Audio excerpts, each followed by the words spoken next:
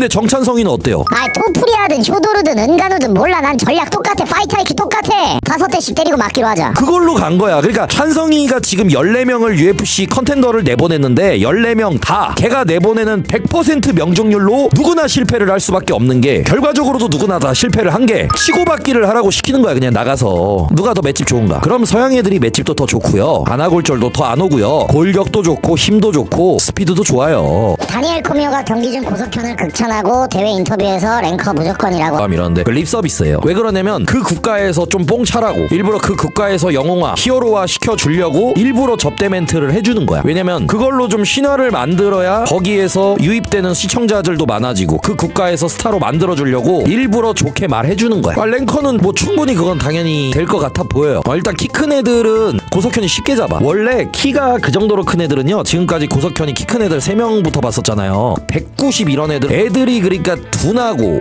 스텝이나 반응 속도 이런 것들이 엄청나게 느려요. 그리고 다리가 약하고 잘 넘어지고. 내가 옛날에 황인수랑 그 같이 붙은 탄산음료 그 맥콜이라는 새끼 내가 말했잖아, 요리하는 법. 나도 기본적으로 알고 있잖아. 아니 키 큰 새끼랑 팔 길이 다리 길이로 리치 싸움을 하면 타격 스킬에 레벨 차이도 안 나는데 그게 되냐고. 고석현처럼 무조건 177이랑 이번에 190이랑 붙었어요. 몇 대 때리고 나서 붙은 상태에서 클린치 하거나 거기에서 펀치를 섞어주는 척 하면서 레슬링 하는 척 하면서 펀치, 그래야 맞는다니까. 타격 원툴인 걸 알잖아요. 그럼 190이 안 맞아요. 근데 황인수가 어때요? 맥크류보다 타격이 월등한 게 아닌데도 한 번도 레슬링을 안 걸었잖아. 나 잡아뜨릴 생각 없다. 왜 둘이 킥복싱 룰이다. 그거 알아. 그러면 안 넘어져.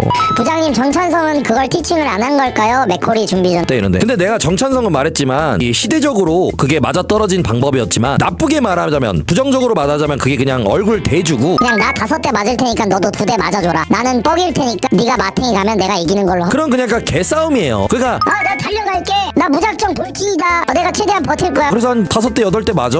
자기도 한 2-3대 때리고요. 근데 상대가 맷집 안 좋다, 잘 맞아 떨어진다, 그러면 걔가 가는 거예요. 그러니까 한마디로 뭐 테크닉적이다, 전략적이다 이런 건 절대 아니지. 그게 김동현과 정찬성의 파이트 IQ 차이예요. 김동현은 전략적으로 물고 늘어진 거예요. 왜냐면 타격으로 싸우면은 주고받기를 하면 안 된다라는 걸 아니까. 나도 5대 때릴 테니 너도 5대 때려라. 그럼 여기서 누가 유리해? 맷집 좋고 파워 센 애가 유리한 거야. 근데 동양인이 과연 그럴까? 서양인을 상대로? 그러지 않거든. 특히 중량급은 더 그러지 않거든. 만약에 된다 그래도 뇌 손상이 마탱이가 가거든. 근데 UFC 매미킴 지금 지능 보면 어때요? 영리하고 똑똑하고 뇌세포 마탱이 안 갔잖아. 주고받는데도 이길 수 있는 상대가 있고 못 이기는 상대가 있는 거야. 강펀치면 못 이겨요. 토프리아랑 붙어봐. 주고받으면 그게 되나. 근데 유리 프로아치카는 맨날 하는 방식 똑같이 페레이라한테 들이대니까 맞고 기절하는 거예요. 다른 새끼들은 다 그걸로 이길 수 있거든, 비비거나. 근데 정찬성이는 어때요? 아 토프리하든 쇼도르든 은간우든 몰라. 난 전략 똑같아. 파이트 IQ 똑같아. 5대씩 때리고 맞기로 하자. 그걸로 간 거야. 그러니까 찬성이가 지금 14명을 UFC 컨텐더를 내보냈는데 14명 다 걔가 내보내는 100% 명중률로 누구나 실패를 할 수밖에 없는 게, 결과적으로도 누구나 다 실패를 한 게 치고받기를 하라고 시키는 거야. 그냥 나가서 누가 더 맷집 좋은가. 그럼 서양 애들이 맷집도 더 좋고요, 안아골절도 더 안 오고요, 골격도 좋고 힘도 좋고 스피드도 좋아요. 정찬성이 대단하고 경량급에 맞는 맷집이 버텨주기 전까지 받아준 거지, 받쳐준 거지. 그게 일반적인 애들이 요즘 파이트 IQ 과학이 이 정도까지 발전한 상태에서는 안 먹어줘요. 그래서 파이트 IQ가 중요한 거야. 근데 이제 우리나라에서 박준용이 같은 친구 문제는 그 중간 과정에는 잘합니다. 맞아도 돌진하고 맷집도 좋고 터프해요. 와일드하고 안 무너져. 기세나 내가 사기가 꺾여야 되는데 많이 맞거나 굴리면은 안 무너져. 자기도 잘 때리고 맷집도 좋고 투지도 좋아. 근데 박준용 같은 애들은 결정력이 없어요. 뭐 KO 펀치가 있다거나 마무리 피니쉬를 할 수 있다거나 아니면은 초크나 관절기로 끝낼 수 있다, 이런 KO를 시킬 수 있는 피니쉬에 결정력이 없다는 거야. 결국에 그게 없으면 큰 선수로 갈 수가 없어요. 왜냐? 그냥 중간 과정에서 판정 따먹게 하는데 그렇게 스킬이 개쩌는 것도 아니야. 판정으로 가면 무조건 이기는 사람도 아니야. 근데 화끈하지도 않아. 결정력도 안 나와. KO 펀치, 하드 펀쳐도 아닌데 관절기도 안 나와. 그러면 결론적으로 마무리가 안 된다라는 거야. 근데 고석현도 마찬가지로 지금 3번 했는데 3번